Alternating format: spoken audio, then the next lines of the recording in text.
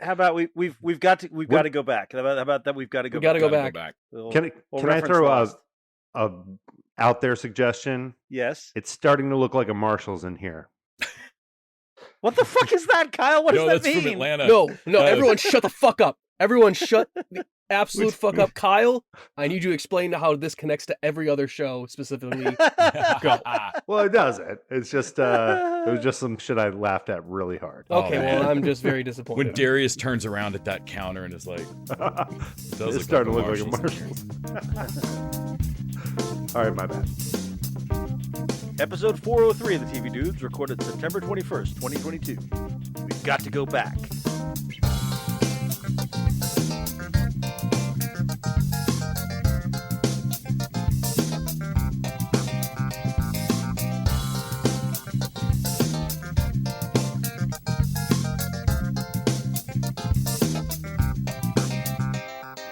This week, like Jack on Lost, we've got to go back.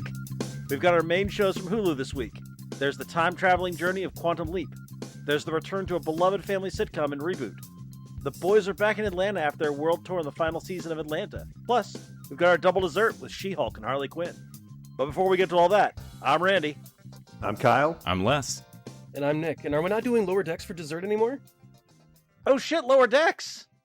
We got triple. Ooh, that sounds dirty. Lower Decks for dessert. Triple dessert.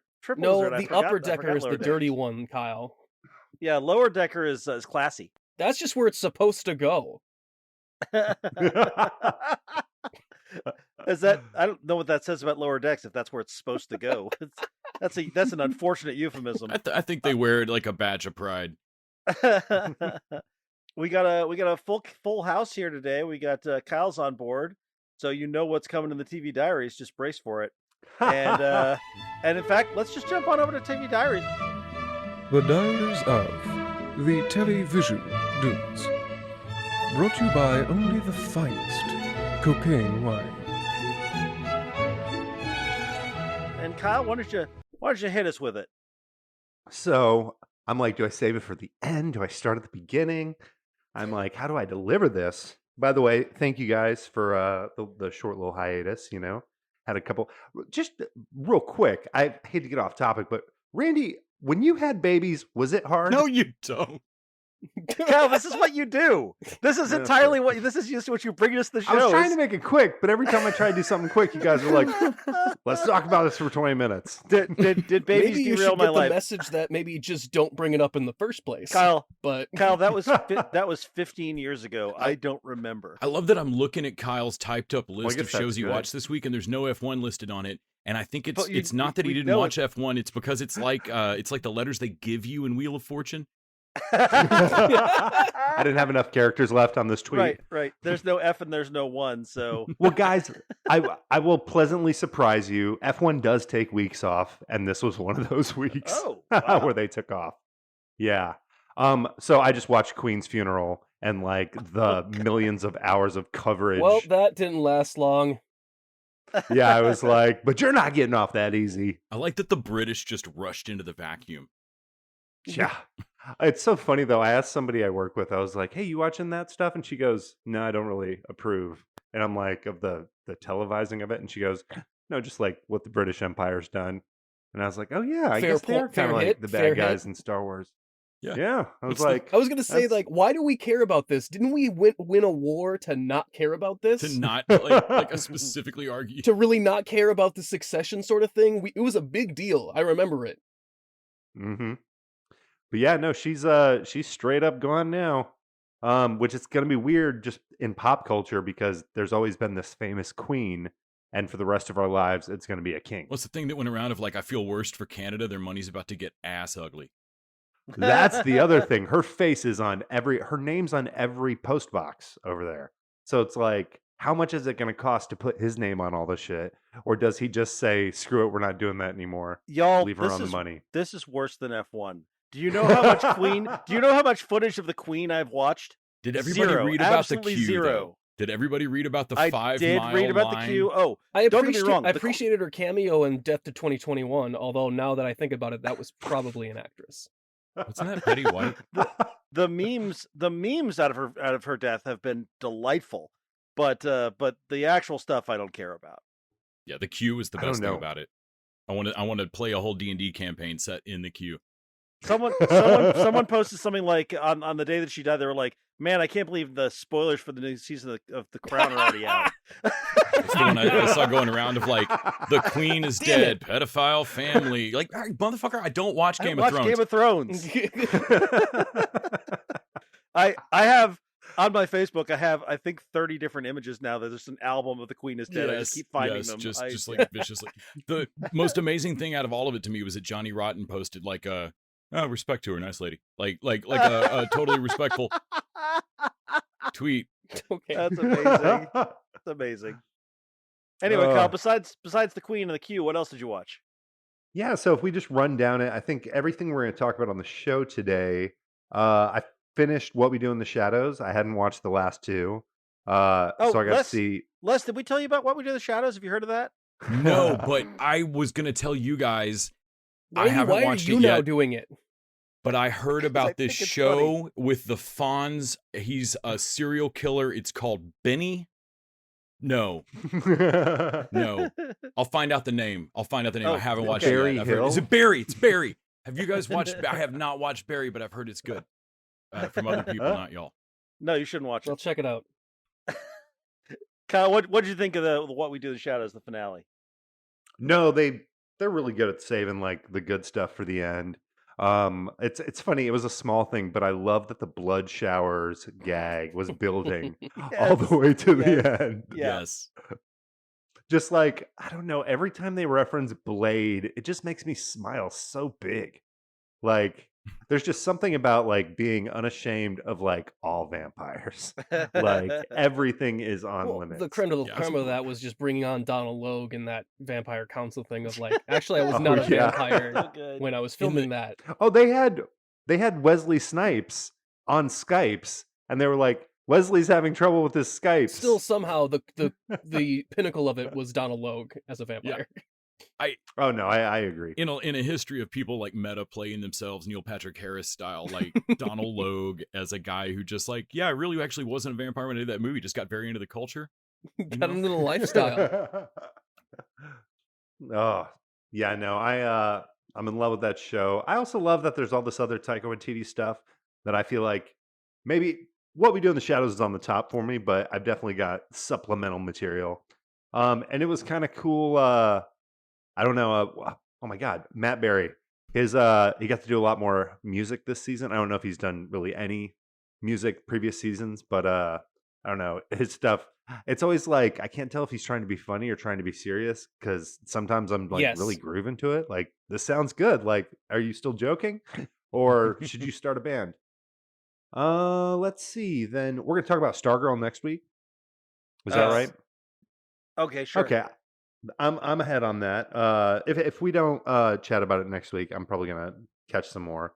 But all that to say, I just think that pairing that lead actress with Owen Wilson was such a smart move, because when they're on Luke Wilson, when they're on screen together, he really helps her kind of elevate her performance. And he's like a cinema quality actor, so you don't really have to worry about him. You think he was coaching her kind of like in Reboot? I was comparing the two. Yeah, I also watched them kind of close together, but I'm like, that's exactly like what I'm I mean, not coaching, but it's like strategic. You put a really good actor on screen, and you know that he's gonna help give the other person confidence, or carry the scene if he has to. But Courtney was not on Fuck Buddy Mountain, to be clear. Let's hope not. You never know with kid actors nowadays. But let's see. The only other thing we're not going to talk about, Rick and Morty. I got to see that episode 1 of the new season, and gosh, I feel like every episode of that show is like an experience for me. It's really hard for me to remember an entire season of the show, but like week to week, like I can't quit thinking about the previous episode. That's my TV diaries. I'll get to Rick and Morty, I'm sure, whenever they decide to show it to me. The first ep you can watch on YouTube, I think. Yeah. YouTube. What am I? A 13-year-old? No. Put it on fucking Hulu if you want me to watch it. I'm an old, grumpy old man. I want to watch my TV. I want to watch Actually, If you go to Hulu, I wouldn't be surprised if they do it free on there too. That's what they did with the April Fool's episode. But then I only get to see one episode, and then I got to wait for the rest of the season. No, I'm going to watch the whole thing. Yeah. I don't know. It's a good one. They did a little soft reboot, kind of like that April Fool's one. I fear that would raise my appetite without properly bedding it back down. Exactly. All right, fine. Oh, eat my dessert alone. So I watched I watched anime this week. You finished off that Cyberpunk? I watched 2 more episodes of Cyberpunk, and then I realized it's way too anime for me to enjoy. Like, it is straight up Cyberpunk. Like, they're referencing stuff. I love that world. It's too fucking anime. The approach of it is, I can't enjoy it. Which does not give me a lot of hope for Blade Runner whenever that anime drops. That I won't like that either. Isn't it already out? It's behind a paywall. It's like you can, if you have Hulu plus live TV, you can watch it. So it's with Rick and Morty for me. Someday they'll want to show it to me, and I'll find it. Watched another episode of Parks and Rec. I'm slowly rewatching it, like very slowly, like 1 episode a week. This was the hunting episode where Ron gets shot in the head. Nice. That show gelled so fast. It's also the sort of the start of Andy and April, and man, I forget just how fast. Given how bad that first season was, their course correction was amazing. Yeah, it's great. Beyond the homework and the desserts, I caught up last week tonight. And I watched 2 more episodes or 3 more episodes of The Resort on Peacock, which I'm curious to finish checking out. Mostly I just kind of want to know what happens to the kids, and I'm really sad about what's probably going to happen because it seems like they're not going to make it, and they're the characters I really care about. I watched another episode of The Patient, which I don't know why I'm watching it, but I just keep not watching it. So we'll see if that continues. It's fine. It's good. I just don't know that I care, and I don't know why I keep watching. The ending hooks are real good. Like it really should actually be. They should have dropped it all at once because I bet you'd watch the whole thing right away. I would. Oh, I would absolutely. I would absolutely binge the whole thing. Yeah. I watched Rings of Power episode 4, which I'm really liking Rings of Power. I'm surprised given how much I don't like elves and how much I don't care about Lord of the Rings. How much I'm digging Rings of Power. So that's definitely hooked me in. I gave up on Hot D. But I am watching Rings of Power. I watched a couple horror movies to sort of start off my my September movie watching. I watched The Night House, which I don't know if y'all have seen. It's from the director of The Ritual. Oh, nice. It is. It has got Rebecca Hall in sort of almost a one-woman show role. It's super good. It's not as good as The Ritual, but only because The Ritual is so fucking good. But it's really good, and I would highly recommend watching it. Nice. Cool. And then I watched the Forever Purge because I like the Purge movies, and this one was good too. It got critically shellacked, but I really liked it. Yeah, whatever. Purge is such a good concept for a movie franchise. Yeah, the Purge does what it does always. Horror movies and critical shellacking doesn't ever matter. Talk about course correction. That franchise fucking turned into the skid finally after like a couple movies. You think? Because I actually have liked it all. I've liked all the Purge movies. I think the first one is like, oh, this is an interesting short story in the Purge universe, but doesn't take advantage of the setup that they've put together at That's all. fair. Yeah, that's a series that has just gotten Purge progressively 2: The better Anarchy and is better actually and the better. movie they promise you in the premise. You're right. Purge 2 is my favorite. It's the best one. But how awesome to make a movie that essentially could have been an indie movie. Like, I don't know if it started that way. Yeah, but that has such a good premise. They have to make a movie about your premise. Yeah, I agree. It's got that aliens thing going too. And then I watched 3 episodes of Andor, which we'll talk about next week, or maybe not. What? Maybe, Nick, but you like Star Wars, Randy. I know. We'll talk about it. Nick, what'd you watch? I also caught up on last week tonight. And I think what was it? I was a couple episodes behind, so I missed the whole what was it? The AI painting thing he did.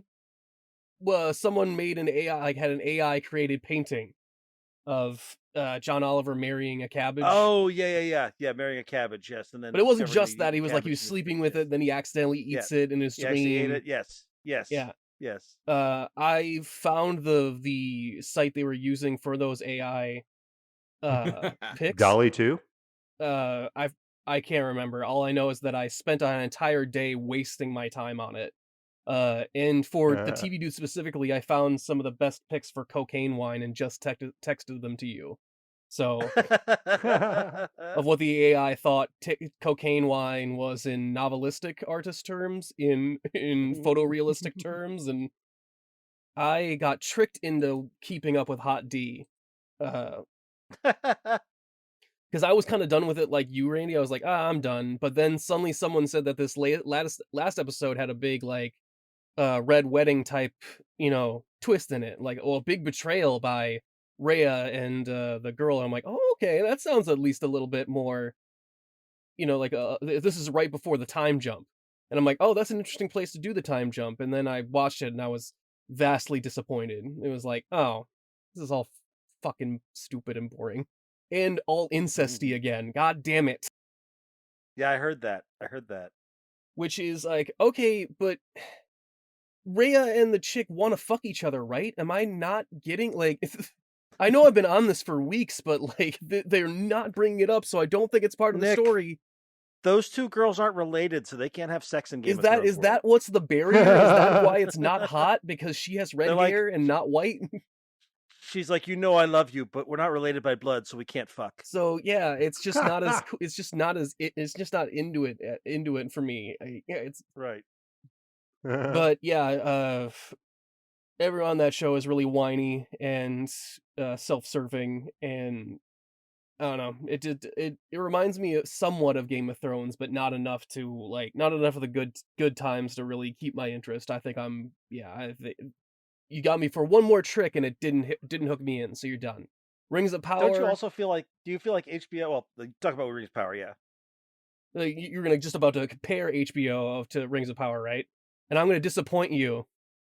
Oh, okay. You didn't like Rings of Power either? I think Rings of Power is a much more expensive, much more beautiful mess that is just as uninteresting as Hot D.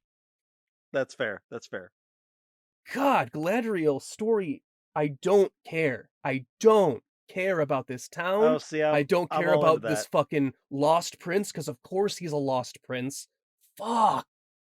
That dude's Sauron. That dude's for 100% Sauron. Well, someone's Sauron, but you know what? I don't give a fuck. Like, I don't care.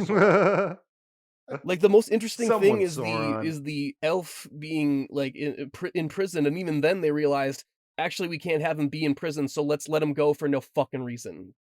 Because this isn't as interesting. And they have a whole long, like, end of the first Fellowship of the Ring where they're running through the forest, and, like, when Boromir gets hit by arrows, except they're chasing 3 characters you've seen in other parts of the marketing. So they're not going to get hit, but we're going to spend 5 minutes pretending like they might. Fuck it. Maybe I had a bad week this week, but I'm kind of with less of like, am I done with fantasy? Come on, Chris Pine. You're the best of the Chris's. Save all of fantasy for me. Look, he's gonna, because that D&D movie's gonna be fucking great. I'm predicting that now. Also, the Willow trailer dropped, and that looks great. Ooh, I've not seen. Oh, nice. Oh, the new is Val Kilmer in the trailer? Good. So I feel like y'all aren't done with fantasy. The weird thing is, I should be, because I don't really, despite playing D&D, I think more than anyone else in this chat, I don't give a shit about fantasy, and I didn't think I'd be in the Rings of Power. Maybe it's because I have low expectations that it's got me. But now you find yourself in the back of a dark room with just your little laptop going, my precious. Honestly, the most impactful storyline is Elrond and the dwarf or whatever. Yeah. And they skipped that for an entire episode, and I forgot. I was like, but still, right. I want to be clear. If you were locked in a room and forced to watch either Hot D or Rings of Power, I'd kill myself. Sounds like a storyline from both of those shows. That's a protest example from right there. I'm not interested in either of these. It's equal, Randy. Like, you seem to feel like Rings of Power is superior because they spend more money on it. I absolutely do. But that's just more expensive. It does not make a difference to me. There's less incest in it, and I think that makes... If I, like, let somebody break, like, one bone or like 4 Room style cut off a finger, can we watch Shannara Chronicles instead? Like, is there a compromise? I told you I would eat my own foot first. Stop threatening with that less. That sounds like a colloquialism. Oh, I'd eat my own foot before I'd help a giant person. Or however the fuck Harfoots talk. It's probably like that. What else, Nick? What else do you watch? I watched The Gray Man, despite what you guys said about it, and I'm like, and it's actually man, there's a germ Fighter of like the Great Man. the the Chris Evans is such an interesting character, and what's his name doesn't want to eat his cereal. Damn it, fuck. Ryan Gosling. And they're like, those two are like, okay, so he throws a gun without ammo in it because that's what you would normally do because no one throws a loaded gun. That's funny. That's the best joke in the whole thing to me. Well, and there's a bunch of little stuff like that is like, okay, there's a little personality in here, but otherwise this story is fucking snooze of like, oh, you have a list of all the known operatives of like, how is that the only spy story we ever tell? Like, you're never going to make it all the way through this movie again. You're just going to go watch Nice Guys instead. Like had I not needed to finish this out, the one time of like, well, I know I'm going to see it all the way to the end, but I must have 5 or 6 times thought, why am I not just watching Nice Guys? Like, anytime Gosling was on screen for more than 4 minutes. Or fucking Winter Soldier. Like, there are two different, there's like the Russo brothers and Evans. That mustache, though. That mustache was pretty great. It was true. Man from Uncle Good. Yeah. How'd you know it was me? I don't know. The mustache just screams Lloyd. Like, them together, I'm like, I'll watch them in a movie together again. Not this one again, but I'm just saying, if you're watching this movie for any reason, there's 2 other movies. There's 3 or 4 other movies you could watch instead. They're going to give you the same things but better. Like, there's no reason I'd ever go back to this movie. And they're going to fucking make a sequel. There are 20 books or some shit. There's like a dozen books. Oh God. Surely Netflix doesn't have the money for this kind of thing anymore. I don't know. Yeah, they'll just take it out of the Sandman season 2 budget. Speaking of Netflix money, I kept watching on The Imperfects, and I really do dig that show. Despite they really, I mean, what did you say, Les? That they're trying to save money by not showing Choopy, of like showing the guy about to transform, and he's like, his eyes go big, and then he ends up like, we cut right to a hospital bed with him shot. Cut to him, and with them pulling crumpled bullets off of him that haven't gone. And like, I know they're cheating around a budget, but it's fucking funny. Like, it works. Also, their rogue scientist thing is the best I've ever seen that concept done. It's hilarious. I also watched the first episode of Rick and Morty, which was an interesting, like, they actually are doubling down on that backstory they gave Rick, of like him looking for the original one, which I thought was interesting. Like, whoa, this show's usually about stupid audience thinking we're gonna come back and connect to a backstory. Fuck you. And by the end of it, they actually kind of commit to that for this season of like, oh wow, we're actually gonna see this original Rick that he's hunting. Like, it looks like he's actually gonna be not part of the season probably, but more like an end season type thing. Well, they said that they're not doing one-offs this season. They said that they're going to do a continuous story throughout the season. Well, that's so what it's going to be a yeah. lot different than the past few seasons. It'll be neat to I think I like both approaches. Yeah, I also like Space Mom they bring in space. That's working so well. Which I thought was pretty cool. Like having both Beths knock off each other. Like, I saw the episode 3 thumbnail, and it looks like they're getting another episode. The 2 of them, kind of work their stuff out. Oh, they work it out all right. Apparently. Can I give a season prediction? Oh wait, you heard what happens in episode 3? Yes.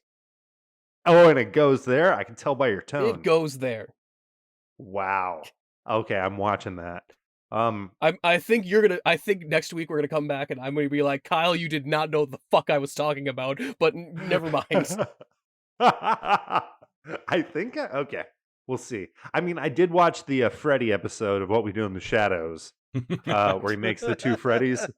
Well, I think 2021 with Loki, What We Do in the Shadows, and Rick and Morty 2021 is the year of fucking yourselves. It's been a long time coming. I actually watched that 21 Bridges movies. You ever seen that movie with Chadwick Boseman? No, it got kind of rough reviews. Was it any good? It's not fantastic, but Chadwick Boseman is very good in it, and it actually has an interesting story with the cops because the Chadwick Boseman is he kills suspects. He's killed like 7 suspects in 10 years. He's shot down people in the street, and so they bring him on to a bust gone wrong because there's dirty cops involved because they think he'll shoot the people that are responsible without asking them. Oh, And okay. it turns out, no, actually, he is a good police officer. He's the one dude on the force that had just cause for those shootings. Like, they treat it like he's the only good cop in New York, which is kind of funny. Because everyone else is out to, like, fucking... They don't care if it fucks up the case or anything. They're gonna kill the suspects immediately. Whether they're in on it or not. Just because that's how cops be doing it. Yeah, that, like, from that perspective, it has a neat angle on it, but, doesn't really commit by the end of, like, oh, but they're bad cops, But then again, the movie doesn't show any good cops almost at all. So, these are just the bad cops that profited financially from the bad stuff that they did. And then I watched with Les. We continued. We had to take a sojourn from our mastery course in puppetry for the Puppet Master films, because we needed to get ready for Demonic Toys versus Puppet Master, which we did watch, but of course we had to watch Demonic Toys first in order to understand what would happen in Demonic Toys versus Puppet Master. Otherwise, it wouldn't make any sense. No, it wouldn't make any sense. And really, we should have watched. we should have watched some other stuff before that too. That's the K-hole I fell down with the orphan. Oh, it's not this deep. I love how the sequel looked significantly worse than the first movie that came 10 years prior. Oh, these are all out of the time dolls order. are worse. They've got a time machine somewhere. Film seems to be worse, like the camera equipment. I feel like the way you describe this, I feel like every time we make a podcast, there's probably a Puppet Master movie that gets made, and by the end of the podcast, it's another Puppet Master movie that you need to watch. It's that you cannot actually catch up to. You can't catch up. And sometimes they're sneaky, man. Full Moon loves a side hatch. Sometimes they're sneaky and they just pop out. Like in order to watch Dollman versus Demonic Toys, you really need to have watched Dollman, Bad Channels, and Demonic Toys. Because they sneak in Bad Channels, a movie they did beforehand with a character there. Because also, we watched Dollman versus Demonic Toys, which, of course, we needed to watch Dollman previously from that. And Dollman might be the hidden gem of the... That is the best thing in the Full Moon catalog so far.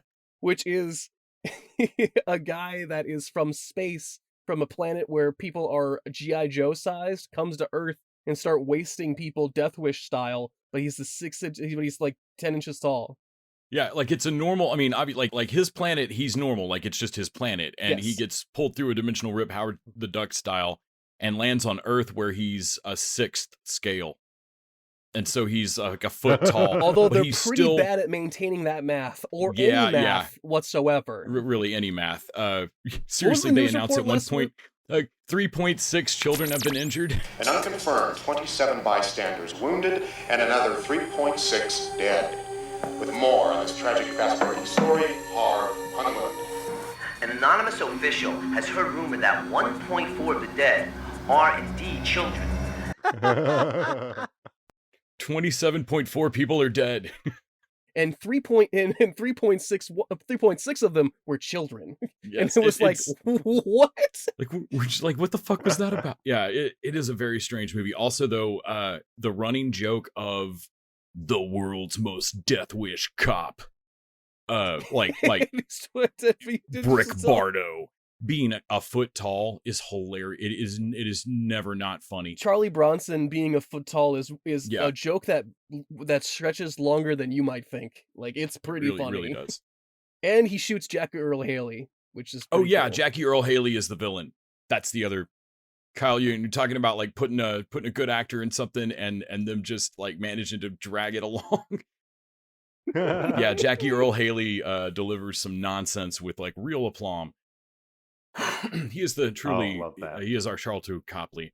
And the movie, I do love that the movie is self-aware enough that even back on his home planet where the cop, he's a terrible cop, so I'm actually with the police chief that wants to suspend him, and he's like, you're suspended, and also stop wearing those sunglasses, it's the middle of the night, you fucking psycho. Yeah, like the police chief is like, I want him suspended. Actually, he's already suspended, chief. Damn it.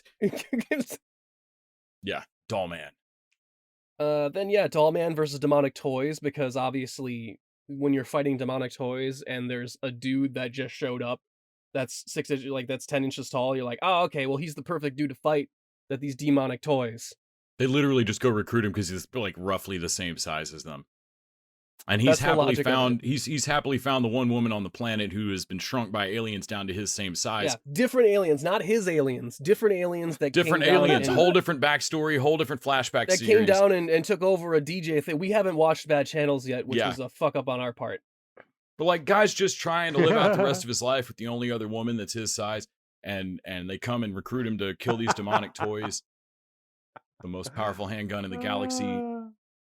These are movies. It's a handgun that's on his planet blows up people, like it's super powerful, but on Earth it has the power to shoot holes into people like a regular. Like it's handgun. basically just like a regular gun. It's very tiny. Like Jackie Earle Haley picks it up at one point, and it's hilarious. Like he's gonna fire it, and it's like he stole a cap gun off of. Yeah, it's great. Yeah, and then I watched some actual anime I haven't watched in a while, but Overlord, I tried to watch the new season of that. I haven't gotten too far into it. It wasn't really my favorite thing, but it's kind of like what if a evil, like it's kind of following the evil guy of a campaign, you're the antagonist and seeing how he runs things, but Oh man, I really thought you rewatched the Nazi monster movie that we watched. Right? That's what I thought too. The That was a Fantastic Nazi Fest. zombie I movie. would yeah, rewatch that though, because that was fucking That awesome. movie was fucking rad. Yeah. So Nick, you and I watched the same amount of anime this week. We did, actually. Yeah, we're even now. I guess I'm as big of an anime fan as you are. Yeah, you weeb. You know what that means? Nobody needs to suggest it for Patreon anymore. Yep, we're done. It's all taken Lucked care out of. there. Yeah. Les, what about you? What do you got? All right, well, I watched Batman the Anime TED series because it's fucking amazing. I watched Which several episodes? episodes of that. Let's see. I watched Almost Got Him, of course. Yes! It's fucking Oh, so fantastic. Almost good. got him is the it's I'm so blanking good. on what the real names of them are. The one about Toyman. Well, I hit him with a rock. Well, it was is a it big Toyman? The ventriloquist dummy one that, like, when he first runs into that. The ventriloquist. I think. Trying to think which other ones I watched. I don't particularly like the one that introduces Harley, Joker's favor. It's a good episode, but I've seen it a couple times. It's not the best Harley or Joker episode. Yeah. But yeah, just let a few of them play. That show is just. Oh, I watched the I watched the 2-part Ra's al Ghul or Ra's al Ghul or whatever. Ooh. Oh, Sure. that one's good. Yeah. Did you those are watch so the good. one with his son and with that crossed over with Jonah Hex? No, I didn't watch that one. Guys, do you want to just do a Batman the Animated Series podcast? We Yeah, absolutely let's could. do that. Good. Yeah, we should absolutely. And do then that, yeah. we'll follow wherever that new series lands. So I watched that, obviously. She-Hulk, Lower Decks. I went and saw in the theater in IMAX David Bowie documentary, kind of. It's just basically a shitload of chronological concert footage called cool. Moonage Daydream. Most of it I don't think has ever been seen before. The guy that put it together, blanking on the director's name, went through apparently a shitload of unwatched, like of not previously seen interview footage and whatnot. It was really cool. It was somewhere between Kiwanis Quatsi and Pink Floyd's The Wall. Like, it is not a documentary. Like, if you don't like David Bowie, this is not going to help. And it's not. If you don't know anything about his life, I don't know. If you don't this like is really David Bowie, you're beyond help. Yeah, But that's seriously, true. you're not going to That's sit true. through this 2-hour IMAX like fucking mind trip. The director flat out said that, like, it's less a documentary and more a Pink Floyd laser light show, and I'd say that's pretty good. I watched Confess Fletch, which we'll discuss on the Patreon. Watched the second episode of Good Fight, which just continues to be trippy as fuck. I haven't decided if I'm gonna keep watching. Eli I'm not sure. Gold shows back. Alan Cumming shows back up in episode 2, and that's fun. Why does Alana work and that show doesn't? I don't know. Yeah, But yeah, good fights. It's super weird. I'm glad this is the last season. I think they're gonna go out extra weird. Cobra Kai finished out. I went to a couple of Nice. concerts this week. I went to a band I love called Y at Spider House, which is a really small venue in Austin. Probably the 5th or 6th time I've seen them live. It's fucking great. And then Mike Garcia over at MCU Pod and Permanent Record and a variety of other pods gave me Dinosaur Jr. concert tickets, which I talked about that documentary I watched a few months ago. Freak Scene, and I've seen Dino Jr. live a couple of times. They're fucking loud and great. Last time I saw them, I did not take earplugs, and literally them being insanely loud is my overriding memory of the entire event now. And so this time I did take earplugs. It was a lot more fun. I'm old. Watched 30 Rock. I'm with you, Randy. I kept watching The Patient. I'm not 100% sure why. Is it possible? Do you think it's possible with like some kind of obsessive compulsive behavior we have going? It may be. Like... I'm going to discuss it in session. If they had released it all at once, I would have binged it all, though. I'd be done with it by now and would have loved it. Lisa and I watched Me Time, the Kevin Hart, Mark Wahlberg movie. It is exactly the movie that you think it is going to be. Yeah, that I don't want to see that. Yeah, it is that level of kind of like if you want if you've already watched Game Night several times or you're out of, I don't know, you don't want to rewatch a Will Ferrell movie or something, like this one is fine. I would still say everybody should rewatch Vacation Friends instead. I think that's what that was called. Okay, yeah. Watched a couple of episodes of Psych, which is a delightfully cheeseball show. Along with the same cheeseball thing, I watched a couple of episodes of Sliders. There's a really great Den of Geek list of the best episodes of Sliders that in the course of it is also brutally honest about the worst episodes of Sliders, and it makes for a really great article to read. Because, oh man, for every good idea that show had, it is a goddamn embarrassment. There's so many times it's so bad sometimes. But when it's great, it's super fun. And also, it made me realize that, holy crap, that era and particular kind of channel range of television has a look and a language to it. Like the original 4400, there's a USA Network, like, I don't know, early Buffy and Angel kind of had the same vibe. But it's got this like language to it of like, oh yeah, this is how these shows, this is the level these shows are at. It's different than CW and Freeform. It's its own animal. Watched, of course, Dollman, Demonic Toys, Puppet Master versus Demonic Toys, Dollman versus Demonic Toys, and then, John Oliver.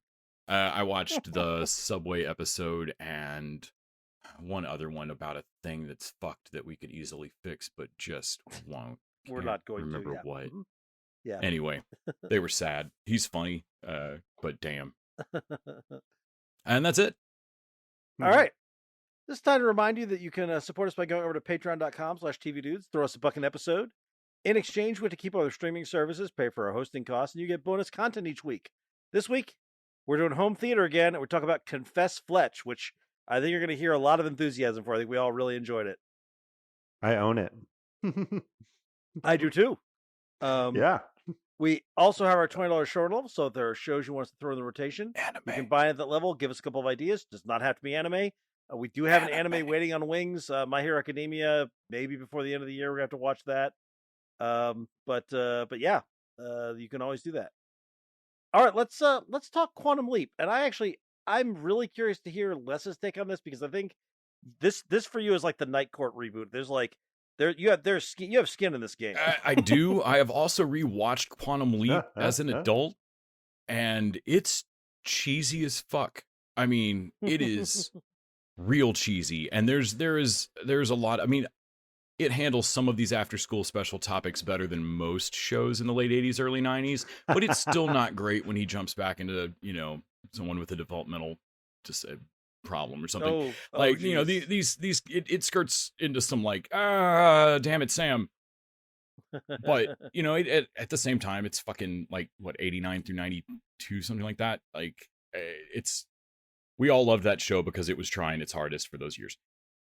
But it is cheesy as shit, and it is very network television feeling. And I felt like if the new show had suddenly, like if Quantum Leap had suddenly showed up now with like a serious one season Netflix plot and like no monster of the week, no time travel of the week, like Quantum Leap can't suddenly be a modern show. No. I mean, we'll discuss, like they've thrown in some overarching things and some connect back kind of fringy type shit that speaks to the change in how television works now. But at the same time, I was kind of watching it going, same with the commercial, same with the trailer for it. This is cheesy as shit. This is definitely network television. How much money did NBC spend on 80s music to remind me that we're in the 80s? Oh my Holy God! Like God. Bowie is not cheap, and there's several Bowie songs. But also at the same time, the original Quantum Leap was this cheesy, like puddles of cheese is kind of what I showed up here for. So here's one thing I was surprised by was the fucking True Lies references. That was I did not. I mean, I don't know how in the trailer when they show him in the tux, I'm like, huh, and it made me think of True Lies, and I don't know why. But then he goes and does the tango, and I'm like, they're fucking referencing True Lies out of nowhere here. You don't think that those are just really obvious secret agent tropes? I guess, but like True Lies is not like No, Cameron's biggest film. I or feel like they anything. were nodding at it. Yeah. Yeah, they were definitely nodding at it. I for liked how sure. quick they got into it. I also liked that I had a moment of like, Jesus God, show, you just jumped straight in. Like, it makes no sense why the fuck he would jump. And then I realized, oh, you guys are baking in, as like I said, as a nod to how shows work now, you are baking in at least some kind of overarching mystery as to why the hell he did this. And he's no help because his memory's not entirely back, which was something out of the original a little bit. Yeah. I gotta say, I've seen like 2 episodes of the original. I have a particular attachment to this, and I was seeing some sort of rough reviews, and I was like, okay, maybe it's no good. I really enjoyed this. I thought that the setting things up where basically it is still Sam Beckett. It's 30 years later. This is not a reboot. This is a continuation. It's not Sam Beckett. And no, but Sam Beckett created. Oh yes, it's same program. Yes. Like no. It's and picking up where Scott Bakula's coming back. He's still they're kicking. gonna find him at some point. Bakula's out there saying he's not involved. And I'm like, good for come him. on, man. Good for him. Oh, he's waiting for Hang that in season there. 2 money. Yeah. Because then they can give the answer. They can give the satisfying thing of like, yeah, he never came home. What if Ben's song fixes that? Oh, seriously. And Quantum Leap is one of those legendary meta in television, like messy endings. That supposed finale in the bar is so trippy and weird. Yeah. Like every once in a while, every few years, it has like a Twin Peaks pull on me, and I will go like beat my head against it trying to fucking make the Quantum Leap ending work, and it doesn't. It's frustrating. But also, shit. I saw someone reference. I guess Ernie Hudson's character is a character he saved. Oh, cool. He is actually he's one of the he's like one of the Vietnam guys who he saved his life. Oh, that's great. So that character that is canon to like they went deep. And on Ernie this. Hudson played the actor. No, I don't think Ernie Hudson. I bet the rings are a big fucking thing. They are, I think that they're. I bet so if I like, went back and found that episode, Al and he probably bond over that ring, or don't bond because he's a hologram. But I bet Al notices the ring. Yeah. But I also like there's that Ziggy is still the computer is cool that they're doing. I thought they did a good job of making this a new version of Quantum Leap, but it's still Quantum Leap. It's still networky. It's still going to be the show of the week thing. The problem of like when he saves the guy, I'm like, wait a minute, this guy still has a wife who has a medical condition and no insurance. Like, how is this going to work out for him? He didn't save shit, man. Yeah. And then she's like, well, the community rallied around him. Like, okay, sure. I don't know. They all lived happily ever after. I wasn't buying that for a second, but I was like, okay, fine. You only have 10 minutes to wrap this up. That's fine. But I'm curious if they can keep this going. I don't know week to week. Like every time they do one of these pilots, I'm reminded of, oh yeah, there's something slick and procedural that I like about all these things. Like I liked the opener pilot of the not Miami Vice, but Hawaii 5-0 reboot. Like it was solid. Same with like Magnum PI. I'm like, oh, these aren't terrible. I never go back and watch them because I get tired of procedurals really fast. And I think that'll probably be the case here. But I like the setup. I like they've got a non-binary scientist as their computer expert. I thought that's a great Desire? character. That's the non-binary babe from Sandman that plays. Is Desire. that Desire? Okay. Yeah, I thought so. They're so. great. They're great. And I thought they were fantastic. So I liked all of this. I agree. It's cheesy, but it's cheesy in a way that I can accept because it's fucking Quantum Leap and the source material is cheesy. Yeah, I don't know how long I'll keep with it, but I'm going to watch the second episode. It's got to be expensive. They don't have to. I wanted to be like, please, if it means you can finish the first season, you can stop with the music. Yeah, like you or maybe get the fucking cutting crew and not Bowie. Just like there's other people. Yeah, like they did. Dance Hall Days. That came on. Like there was some other stuff that wasn't where I was like, all right, maybe there's a lesser tier you're going to on 80s, but seriously, you can get obscure. If you can eke out another couple episodes, but NBC seems to have no problem just dropping money on this. Yeah. So Hopefully they'll. We'll keep know it if they going. have balls or not if they do a Tulsa Massacre episode. Oh, Jesus. Yeah. They do not have balls. I'm gonna just tell you that right now. Not gonna do that. Because the original show would have like That's true. KKK episodes or like white supremacists. Like he's not going to jump back to the internment camps at Crystal City or anything. I could see them doing that though. Yeah, I could see them doing that. Oh yeah. Actually, that might be more. That might be a better way to go with it. Nick, you've been awful silent. Did you watch this thing? Yeah, I just didn't. It did nothing for me. I don't care. Fair. You didn't watch the You original like at all, Timeless, right? No though? nostalgia for it.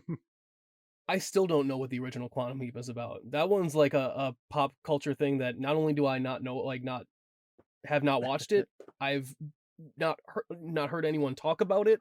Like up until you guys told me it was gonna be on the thing next week, I'm like, what the fuck is Quantum? I keep hearing Quantum Leap from nerds, but Huh. Wow. Interesting. Yeah. and Huh. I thought this was real networky, and like Yeah, the definitely explosion is that they that. just throw down a sewer Yes, I'm like, yeah. wow, what yeah. a dumb fucking solution to Yeah, Megan was sort of half watching that, and she was like, "Wait, what?" Like, just go with it. Just to go an with amount it. of C4 that was supposed to blow up the building. So I'm like, okay, so that Yes. would have killed everyone. Well, like that town's definitely not having water for the next like Right, 35 years, right? Well, there should be foundational, like there should be a cave-in. People should be like having to be dug out of the pit that would have created. But like, whatever. That's how explosives worked in the 80s. Yeah. You just had to find somewhere you could sell them. They just kind of like, oh, you also changed the past. And I'm like, oh, and that changed nothing about you guys or the timeline or this project at all. Like, They got a supercomputer that does all that, Nick. yeah, but how does it change the past without irrevocably changing anything else that would lead up to them or their ideas or like? Because Oh, the yeah, supercomputer runs millions of calculations a second. It raises really problematic questions about like whether they have to do this shit, like because you can't be changing things. Yeah, it's Oh, Is yeah, it? Are they it doesn't changing make any things, or sense. have things been changed for some reason, and they're changing it back to the timeline that needs to happen? Like, is Ziggy? have they always been there? Is Has this has Ziggy always been? I don't know. I hate time travel so much. I hate it. Well, I feel like a part of the original show was that you never saw the future. Yeah. You got like yeah. so you didn't know if like you were changing the future as you were changing stuff, but it's quite obvious the future is not changing. That if anything, when he solves the problem, it's just how things were always supposed to be. Well, it's not like Dean Stockwell got better clothes each week or changed who he was. I think one time they might have dicked with that. Yeah, this is time travel in the same way like Highway to Heaven is about philosophy in heaven. Like this is all about feel good and using time travel to make the world a better place. Absolutely. Which honestly, I'm so tired of time travel where it's like, what if we fuck everything up? I like these sort of aspirational time travel of like, no, instead of it, let's fucking change things. Let's make things better and see I what feel the happens. same way up to a point, and that was the point of the sentence. I'm so sick of time travel, and then that's where I would stop. All right, let's move on to Reboot over on Hulu. This is a new I love show. this cartoon in the 90s where they did the computer graph. It's not. What? No. What? So this is not a reboot of anything, unlike Quantum Leap. This is a new show by Stephen Levitan from Modern Family, and it's got Rachel Bloom, Paul Reiser, Keegan-Michael Key, Judy Greer. Who else? Like this cast is stacked. Mm-hmm. And Yeah. Johnny Knoxville. And it is about a Reno 911. What's her name? Carrie Kinney, Carrie something. Yeah, Carrie Slater Kinney. No, that's not right. So this is about a show that was like a goofy sitcom, family sitcom, like 30 years ago in the 80s, maybe. That It has a No, I think it was in step-by-step kind of 2000s.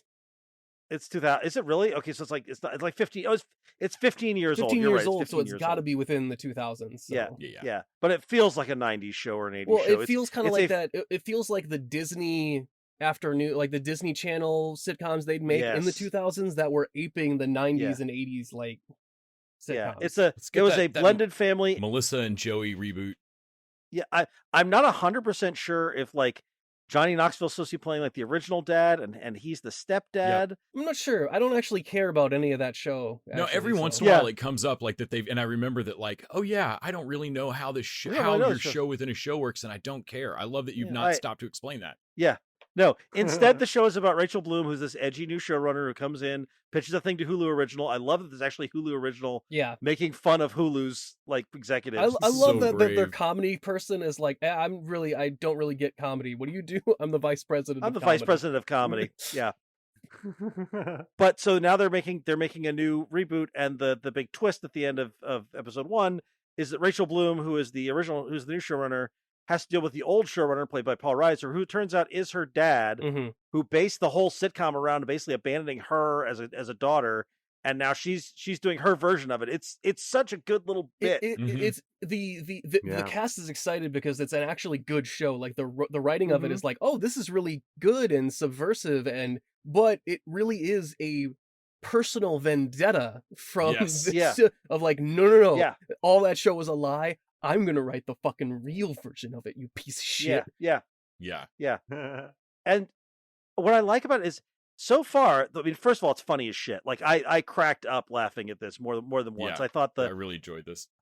Hollywood inside baseball, I think, is a tricky thing, and it can be a little self-indulgent. And I thought this was all really funny. Well, Judy Greer as a Duchess, I was like, wasn't that a plot line on Archer? That was great. Her bit where she's like, she goes in and Ingrid's missing from her desk, and we all know where Ingrid is. Oh yeah, it's like they keep calling me Klumhor. That means clown whore. I know what it means. Ingrid, I never liked you. Okay, fine, I did, but I don't anymore. Fuck off, clown whore. Clean whore. That little, and there's little cutaways like that are funny, but just every time I think it's going to do one thing, it does another. Like the whole thing, the Paul Reiser's where he writes the scene that's like the apology to her was surprisingly sweet in this sort of cynical show. Well, I love how they end that though, is like with another meta thing of like catches her in the before he goes into the car that has popcorn and everything. But you're right, it's too broad. You're right. Well, and it makes you realize that's a lot more fun for the people who get to like fill something with pop. Like it's cheesy when you watch it on TV, but it'd actually be really fun to like do it in real life. What I like is there's also meta jokes about they're joking about they'll joke about a thing that isn't funny, and then they'll do it and it's funny. Like there's exactly a few times they do that and it's really good. Like falling down is always funny. I don't care who you are. But I do like that he says like, I know you probably wanted the dad to say more, but characters don't change that much in one episode. You'll have to give them a little time. Yeah. And I was like, it was great. Wow. What a great way for him to expose vulnerability that doesn't really require him to open up. Yeah.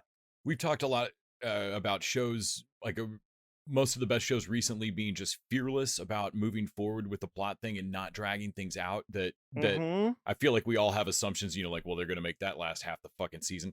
The secrecy about Knoxville and the kid's mom goes out the window. Immediately, and I was like, "Thank you. That's as long as that joke needs to run. Move forward." Yep. And the payoff of that too, where he has to talk to her, and she's like, "No, I like to fuck, and my son doesn't want to hear about it. So yeah, I choose guys like you." Like that was such a good scene, and not where I thought that was going. I love that he keeps coming back that window from the inside with my foot. Keegan-Michael Key's character, and he's keep like, yeah, I got a blowjob. Yeah, I had sex with. I told you to stop that. The whole thing with Keegan-Michael Key and giving the girl acting advice was really good. Sure. And then Judy Greer's character getting jealous. The bit where she talks to him, I love that they both get one up on each other. Like she gets to get up on him a lot, but he's she's talking to him about it, and he's like, "Well, congratulations! Now she has a story about you." Yeah, I was like, "Oh shit!" Damn. Yeah, that was so good. It was good, like because he's he's narcissistic and everything too, but he has a point. Like what he's doing is to try and help the show and help her. Of course, it's his ego too. But what he's doing is actually helping. You're just hurting to be a bitch. Yeah. You're just hurting. Though Judy Greer about stole the whole show for me in the moment at the table read with her. When like she's flipping out at how pretty the new girl is. Yeah. Like why is she so pretty? Like, and then she sits down and is terrible. And it's not mean or anything. It is like childlike glee. Like she's just so happy. Like relaxed immediately, just like shoulders dropped, like joy on her face when the girl sucks. I fucking lost it. But then he calls her on it, and Greer just fucking steals that. Yeah. And then, like Yeah. they actually become friends and a little bit more Mhm. than friends by A the little bit more than what a great third. I can't wait for episode 4. Like, yeah. Yeah. Oh man, I wanted all of this. At I once. love when a Damn. show does when like because I thought to myself when they were going out to date or whatever and like oh the first guy that shows up I should have sex with the first guy that shows up and the first guy that comes up is like hey ladies because obviously he overheard like nope okay Yep. I'll be and I love that the Nope. guy just kind of bowed out like nope had to shoot my Nope. shot Yep. all right I'll see you Yep, later yep. That is the appropriate answer to that. Yep. and I was like okay if it was me I'd have the two of them hook up but that's not gonna oh shit My God. Yeah. that's the more that's the more Yeah. interesting story and I was like okay this Yeah. show is pretty good that it recognizes what's the interesting storyline to go forward on this. Can we talk for a minute about Paul Reiser? Because I remember post Mad About You. I always loved Paul Reiser. Post Mad About You, he did that fucking Paul Reiser show where he was trying to be Curb Your Enthusiasm, and I was like, oh, is this going to be the rest of his Dude. career? And then he did Stranger Things, and he did Married, and he has settled into being the older guy in a way that I He's don't the think old most man actors on can The pull off. Boys, like he's the legend. Yeah. Like Yes. Oh yeah, he was so great in that, and this feels a bit like that. Yeah. Yeah. When they bring in the older writers Oh, and they're all just filthy. yeah, it's going pretty I well in love there. that But somebody whole had a thing. cunt joke, and it did not go over well. Like a it did fart not and go shit. over great. But I did like that they finally corrected it because I'm like, okay, I know a gay person in theater, and that dude would love this old bitch. Yeah. Yeah. Whoa. He just had to. Though when they just Paul had to get Reiser past the looks over egos, and is yeah. like, I know what it means, carrot top or carrot bottom. I'm not making I'm not assumptions. I love that. Yes, that was a great It's joke. like, that was holy a great shit, joke. you guys got to respect. That's They good. were Come they on were now. mad, but I'm like, no, you got to respect the timing on that. That That's a was good good. joke. That was That's just a solid. good joke. Like Reiser's working at it. I did love that he did not know who Alison Bechtel was and just couldn't ask. Couldn't Yeah, but he's like, I also we all know get who why that why is. that is funny. funny, but can I talk to you outside? Also makes you wonder how many times that idea has been pitched in writer Right. rooms, Yeah. and I've never seen it before. It must just be like one of those like ugly stepchildren Yeah. Yeah. I that nobody talks Yeah. about. yeah, I wonder how many like darlings that like the perennial killed darling that ends up in this show. It should be a dumb, corny thing too of like the old and new generation finding a universal language in comedy. It's like what a It should dumb, work. stupid trope, and yet, Yep. by the end of it, it just takes this pratfall. And I'm like, how did that work? That will like, Yep. and then they start to it get does. into it Hot like, and clumsy, oh, okay, it's always good. I can mix your joke Yeah. like your NFT thing. I don't know what that is, but I know it's a punchline. So let it be the Yep. punchline of this thing that I have. Yeah. Yeah. It's Yeah, like this show works really, really well. I feel like Levitan is like really enjoying having the gloves off from Modern Family. Like Right? Judy Greer gets to show her breasts, and there's a lot of cursing and in such a funny way, Dude, Like, yeah. that was a lot of Judy Greer up front. That was like, whoa, Yeah. oh, okay. but I bet it was an easy ask because it's such a funny scene. It's like, Yeah. oh yeah, if you're gonna do it like that. But also, I feel like it was served notice right away. Like, yeah, this isn't Modern Family. Like, Yeah. we're gonna be doing this. Well, shit. and I feel like weirdly the swearing is actually used to very good comedic effect.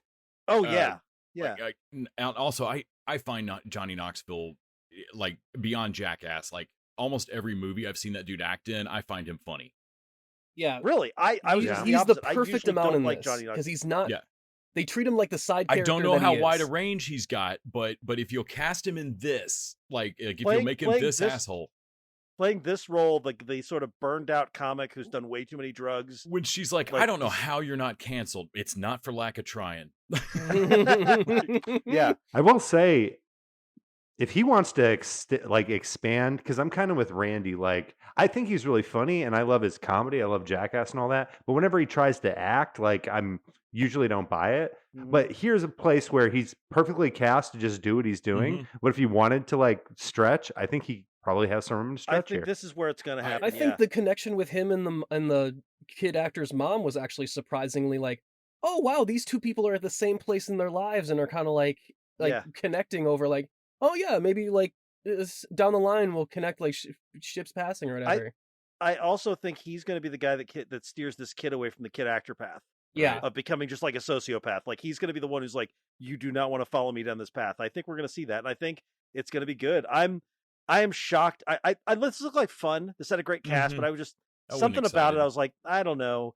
And then I got so many laughs out of the pilot, and then it just kept getting better, and I'm super into it now. I kind of thought I'd have to grind through Same. the first one. Well, and it's I another one of watched all those three. like what was it, the Godfather one, The Offer, where it's like, Yeah, The Offer. It's because it's like I always get weird because there's these like shows about making shows get so fucking self-involved sometimes. Like I forget what was one. I hated one of them actually really recently, but I can't remember the name of it.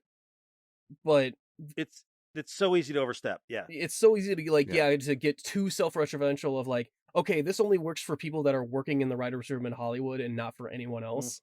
But this is a good balance of like, yeah, their relationships are connecting, and it's funny to have an erection during a makeout sequence, but then also it's kind of a drama of like when he doesn't have it in the next one and she has to really deal with the fact that of being a sexual object, and it breaks her. Like, oh damn. I did love that Judy Greer was making a meal out of that though, of like, oh my god, is the HR here for you? Oh, I just want to make sure that it's not my fault for being too hot. It's his fault for being a his dog. response was, "Oh no, we definitely didn't make fun of you." Yeah. And then goes it was like Keegan's like, what? Why? You haven't laughed for 15 years and this is what gets you, Tom? Fuck you. No, the other great bit, which you kind of touched on a second ago, is that you have this child actor from the original show who you get to now cast with a young adult, which is funny in its own right. But then you've added this thing where Johnny Knoxville played this kid's dad on TV, and this kid didn't have a dad in real life. So he's like kind of coming to grips with thinking this guy was actually his dad. I've learned over the years that it was wrong to be mad at you for that. I love that they skipped over that part. Like you were saying, Les, the confidence to skip over a whole story arc that like could have been like when Knoxville's like, I just didn't like kids or you. They just skipped over it and just basically kind of like give the audience cliff notes of like, I actually learned that it was not fair to you. Like, okay, good for you, I guess. Yeah. Oh. Yeah. No, I think that kid is going to be a highlight of the show for me. Yeah, I'm super looking forward to more of this. This could even make it to dessert for me. Like I really liked this, and I'm shocked how much I did. Let's talk about Atlanta, which comes back for is it fourth and this final? This is the fourth and final. Yeah. So there's 2 episodes, and the first one back is a pretty straightforward. Well, it's not straightforward. It's weird as shit. I mean, it's an Atlanta episode. It's one of the one of the more Atlanta of the Atlanta episodes. Yeah. It's like an episode 3 when they have the full loop episode. This one, everybody gets lost and then all finds each other. It's like, what if the Seinfeld parking lot episode was more surreal? It's because there's like him and Van keep running into people, and it's like a horror movie. Yeah, they're trapped. They're trapped with their exes. I like that it seems like just a weird joke for the longest time of like we keep seeing our exes, but then when they are trying to get out of the parking garage, it becomes a kind of metaphor or an analogy for like, don't leave me and let me be an ex. Yeah. Don't escape this parking garage and leave me with all your exes. Yeah. But at the same time, the whole thing with Darius and the woman and the Karen in the wheelchair chasing him with her pocket knife. When he explains it to her and she straight says, I don't care. That's how you start an Atlanta season, with fucking Lakeith Stanfield walking into a riot, and walking into it and looting and trying to return a fucking air fryer. An air fryer. Like he's like, yeah, kind of looks like a Marshall's see what's going on? Yeah, it's crazy. And I love the guy like getting almost through doing it of like, you weird motherfucker, and like I'm gonna I'll return. As soon as he opens the drawer, he realizes what he's done. Yeah, and it's like, damn it, I'm just gonna run. Yeah. I'm just gonna get out of here. And Darius is like, man, damn it. But then he's trying to walk out of the store during a looting with no receipt for this thing, and is like looking at this lady like, no, I bought. This is mine. Well, he just walks out with confidence too, of like, okay, and then fucking she follows him the entire way. It's so funny. Covered in fucking fire extinguisher powder. Yes, and like you said, Les, to the point where it gets like the what cracked me up was the point where he explains it to her and she says, I don't care. This is personal now. Yeah. This is like But also the payoff at the end. They end the episode for X. they end the episode on the sound of that rascal coming up. Like, Yes, Yeah. yes. it's like it's the Jaws theme. on Oh, Kendra fuck. or whatever her name was. And Paperboy chasing down a phantom rapper's. That like, was funeral. well, and- beautiful. The scavenger hunt. Oh man, that That whole shit- thing was that was shit could doomed. happen. Well, I sure. believe that shit has happened. Oh yeah. That's gonna be And I Kanye's love fucking how- funeral. At the beginning, where Lakeith Stanfield's character, what's the character's name Darius. again? Darius, where he's like, "What is this?" And he goes, "Oh, it's his new stuff." And he goes, "Yeah, I haven't heard it." And just think of like how many times that happens, where like an artist, maybe takes a little too long, becomes irrelevant, and just like nobody's really checking in on him.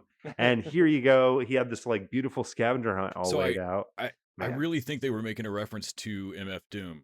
So there's a rapper that Oh, passed a few okay. years back, Yeah. and they announced his death in December, but he had died in October, and like, Huh.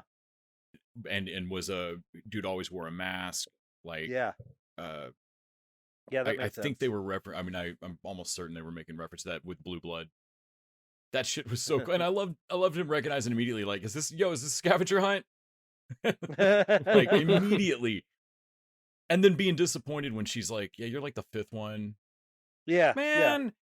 Yeah. And also that the Phantom Mall opening goes into that. Oh into yeah, that funeral. which Just- can't make any sense, and I love that they just all walk it off and no one talks about no it. one says anything. Like, no, we're just. I don't want to talk about this. Like the invisible car. Yeah, like this straight car. up. Like and her whole explanation. I followed y'all. But the second episode. Oh man, Oh, I didn't know. There were so many weird episodes in season 3 that just didn't Yeah. involve them that I was like, all right, we're back Yeah. to this. Every other episode's just not going to have the core crew in it or whatever. Do Holy you think? fuck. Do you think they did that in part to set us up for this so we wouldn't see it coming? Because I didn't see it coming, and I think should so. have. It wasn't until 3/4 of the Yeah. way through that I realized, holy Yeah. shit, you're the lady. Yeah. Well, I'm watching this thing, and it's her, this older woman who's getting clearly scammed. is Like it is clearly a obvious. It is scam. oh yeah. obviously Spoilers for episode 2, because I think this is like a pretty great reveal. Yeah. At the end of this episode. Yeah. We should. If you haven't seen it, don't listen to this part because man. All right, then I'm gonna have to pop off then because I did not. Oh, watch have it. you not? Oh, fuck, man. Yeah. Oh, I'm yeah. hot. Yeah. We yeah. don't, yeah, Give yourself a. So yeah, oh my god, y'all! I think there's two kinds of people in the world. There's the people who watch this and were horrified, like, oh shit, I got to go back to therapy, and then there are people like me who's like, I'd fucking do that. When it's running on a I'm real there. party with the open I am bar. there. And like, Yeah. and they did it the right line of, Yep. they didn't call him out and yell at him and shut the party Yeah. down or anything. It was the right amount they're- of like, hey like, man. that's fucked up, man. That's really fucked up. And I love that it genuinely scares his actor friend when he's like, yeah, you better watch yourself. You're next, boy. And like, Yeah. What I also love is that Ern doesn't fully like. He's starting to realize, oh shit, maybe I better go to therapy. But he's also kind of like, yeah, I was right to do this. but Like, like, he's still kind of in that place. but I love the way he says it at the end of like, man, all right, yeah, I should probably go. Like he recognized, okay, I understand my friends aren't lying. This is wrong. I don't understand why it's wrong. Fuck, that means I should probably go I ask probably a gotta go back to professional therapy. why.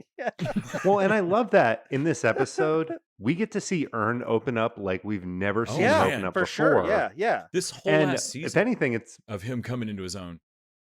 I feel like it's a big advocacy for therapy. Yes. Yeah. Because you get to see like how almost, it's weird to say, but like almost like a bromance between him and his therapist, Yeah, like yeah. starting he to gives him develop. the floor pillow. I Yeah. was really impressed. Like I was thinking that in the middle of episode 2 that like this is a whole episode where Donald Glover and Stephen Glover and all the writers basically put something on television that just models what a good therapeutic relationship looks like. Yeah. There's nothing sneaky about it. There's nothing fucked up about it. His therapist doesn't suck. No, but at the same time, I love that Paperboy and there's like, we're paying enough money to go to therapy. That's a white person thing to do. I The thought one that thing was I wish they'd great. addressed is the near impossibility of finding a black male therapist. Right. Yeah.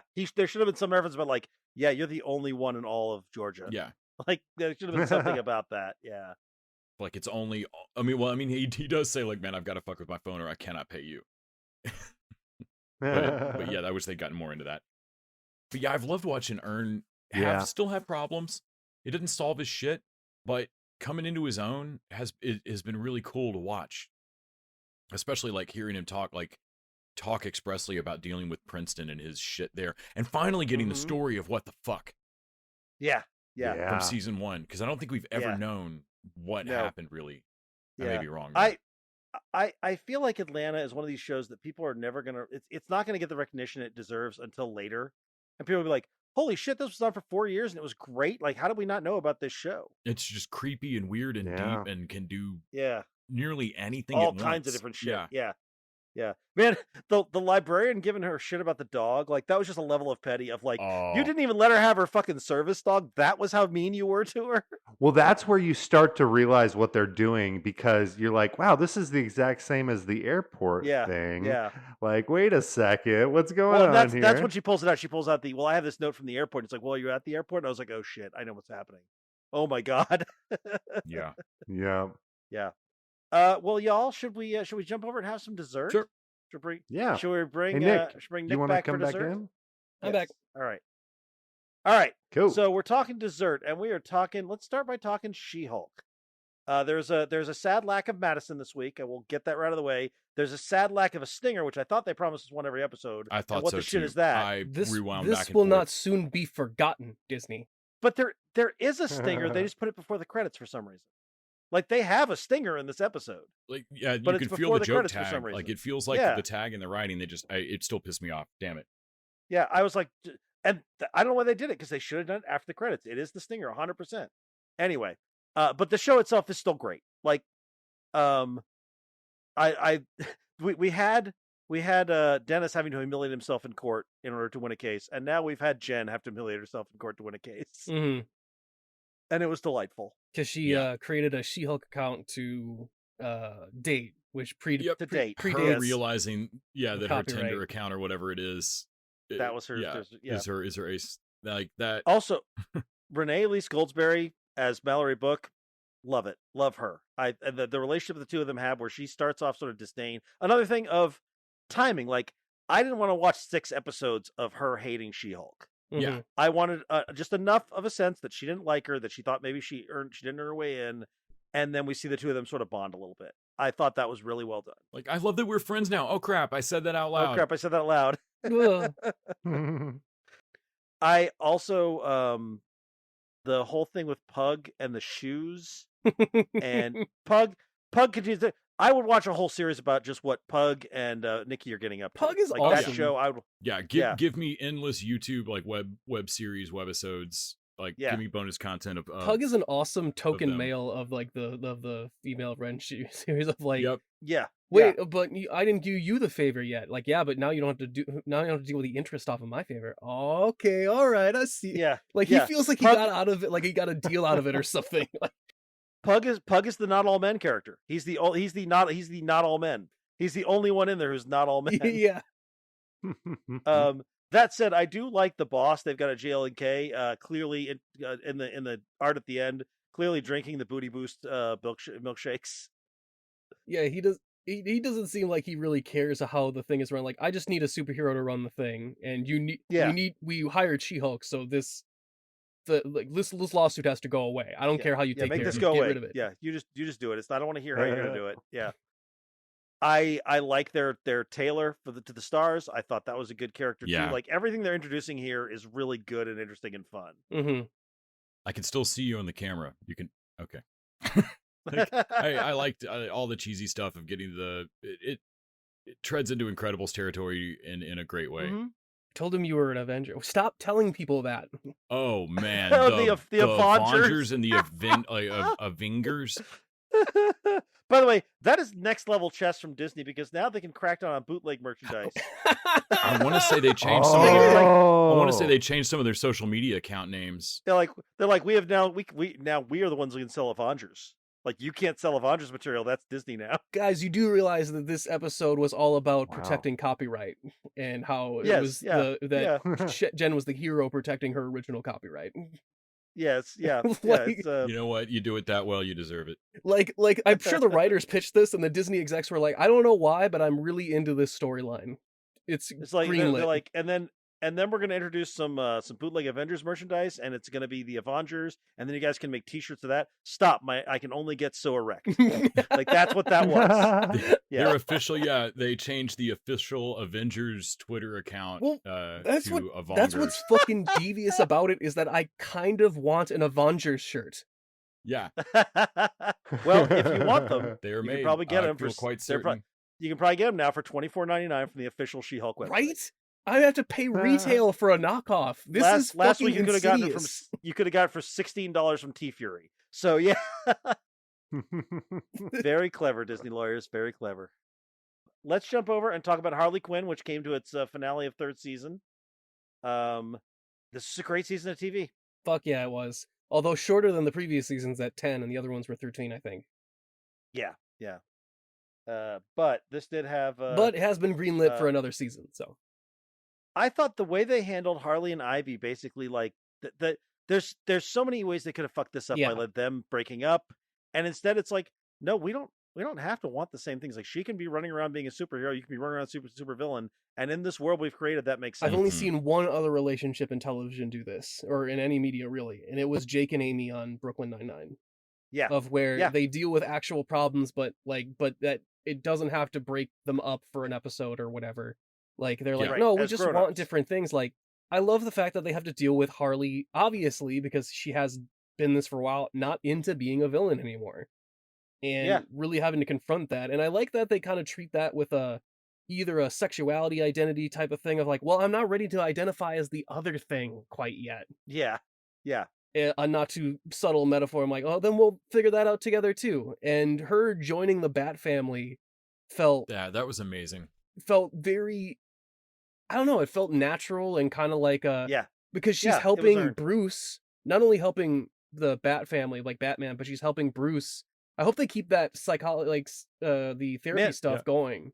Let's face it, all the Bat family can use some therapy. That may be Harley's best role. I did love her kind of being stunned when they just all casually jump off that roof, though. She's like, you what psychos, the fuck? yeah. Oh my god! Hey, I don't have a grappling hook. I think season 4 is going to be a ton of fun because Harley may not be a villain, but she's not going to be down with the whole Bat. Watching her try to become a hero is going to be super fun. Why aren't there guns in this? Oh, we made a tacit agreement as a family not to kill. Why the fuck would you do that? There is a thing of like, I don't even know if I want to be a bad guy. I'm like, okay, well, yeah, but I don't know if you're a kind of good guy. Like, you've murdered a lot of people. Yeah. What's funny is they've done this in the comics. Tom Taylor in particular has done a bunch of stuff of her working with, she's working with Batman now, and in the comics, and it's the same kind of thing. Harley Quinn and Poison Ivy part of the Justice League for a minute? Yeah, I think they were. But also, like, you could go back all the way to Harlequinade and see Harley and Batman working together is fun. Yeah. And so I think that's going to be fun. Well, because they're bitching about their ex the entire time, both of them. Like, fuck that Joker asshole. Yeah. This was. I'm sad to see it already off. But I'm looking forward to season 4. I'm glad we're getting one. Joker and Ivy commiserating over Harley's. Yes, and then both and her saying, "I'm not going to do that thing," and then doing, and then immediately doing it. Like, yep. Like, yeah, I know she's so paranoid about running out of toilet paper. I know you have a bougie butt. God. And then it's like, I didn't want to bring out the big guns, but when has Harley ever forgotten her bat? Oh God, she doesn't want to do this. Yeah. All right, let's jump over and talk about Star Trek Lower Decks. And y'all will have to prod me because I don't remember what this week's was. It was the room assignment episode. That was the where they were doing, and then the engineering team went off with the captain to try and relax to like a relaxing spa. Relaxing spa. And they couldn't stop engineering. Yeah. When they break the spa manager and she pulls out like some kind of space cigarette that I thought was going to be like a space vape pen, and then she actually lights the fucking no, she thing lights and that motherfucker. Chain smokes for the rest of the episode. Like, yeah, that was great. Oh my God, we've got a black wristband. Oh my God. Throw in more puppies. We're out. There's no more. We even throw bunnies in there. The run through this the ship remind me a little bit of the Enterprise bingo in Strange New Worlds. Yes, that's exactly what I was thinking about. And I also love they they did us another fake out. They did this thing last time where they worked with the rival crew, and then they got together and they were forced together, and they realized, oh, we're all the same crew, and we actually look up to you guys. And I was like, I don't know about this. And of course, it's all bullshit. No, and they were just Delta Shift is still like, no, you piece of shit. Rutherford coming back and being like, he's why the fuck didn't you get me that room? Why didn't we get the big room? What is wrong? We all could have shared it. We were tired. One for all. This is the definition of all for one. All in one room. One room for all of us. No, we were caught up in a thing. I'm sorry. Yeah. Don't tell me to relax. I came from a spa. This is all super fun, and it's one of these things. Again, I resisted Lower Decks for a long time because the goofiness is not my thing in Star Trek, but it's really good. Yeah, it's really well done. They get high in that hydroponics, whatever the fuck it is. Oh, that's hilarious. Yeah. When it doesn't affect Tendi, but they're tripping balls. Yes. They're gonna die. I'm sorry I made you hatch. It's just so safe in there. You guys can feed the rabbits. I'm gonna go solve this maze. That's right. Yeah, I really enjoyed this. This is a great show. Well, I think that wraps it up for us this week. Thank you, Les. Thank you, Kyle. Thank you, Nick. Thanks, dudes. Yeah, thanks, dude. Thanks. And thanks to our listeners. Thanks to our patrons. Remember, you can go over to patreon.com/tvdudes. Throw us that buck an episode. Listen to us talk about, this week we're talking about Fletch. We've talked about so many other things. Lots of movies. There'll be horror movies coming up. And you can hear us talk about all that for just $1 a week, which also helps keep us in streaming services and lets us watch all these different shows. And until next time, TV Dudes out! The TV Dudes is an independently run podcast out of Austin, Texas. We are exclusively listener supported. If you'd like to help us out, go to patreon.com/TVDudes. You can also find us on Facebook, Twitter, and Instagram at TV Dudes. All the music for our show is done by our friend and original TV Dude, Gregory J. Amani Smith. To find out more about us, go to thetvdudes.com. I'm Randy Lander. I'm Les Weiler. And I'm Kyle Scott. Thanks for listening.